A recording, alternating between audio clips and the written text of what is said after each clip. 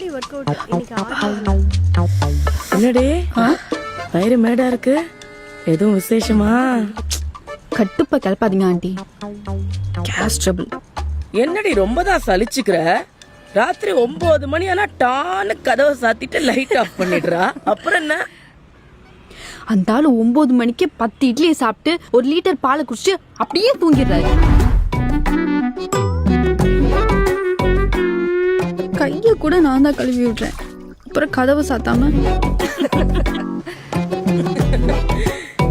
ஏண்டி உனக்கு கல்யாணம் எவ்வளவு நாள் ஆச்சு? 7 மாசம். இன்னும் 7 வருஷம் ஆனாலும் கேஸ் ட்ரபிள்ல வயிறு பெருசானாதான் உண்டு. என்ன ஆண்டி இப்படிலாம் சொல்றீங்க? போங்க. இப்ப இதுக்கு என்னதான்க்கா வழி? வழி வழி வீரா ஏன் வரேங்க்கா, பாப்போம். சொல்லுங்கக்கா. வாணி புருஷன் ராத்திரி 9 மணிக்கே சாப்பிட்டு தூங்கிடுறானா. அதான் தெரியுமே. புள்ள வேற உண்டாகலப்பா. நீ ஏதாச்சும் பண்ண முடியுமா?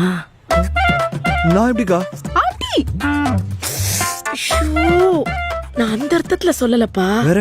அவ புருஷனுக்கு எக்ஸசைஸ் ஏதாவது சொல்லி கொடுத்து விடிய விடிய முடிச்சிட்டு இருக்கிற மாதிரி ஏதாவது பண்ணுப்பா.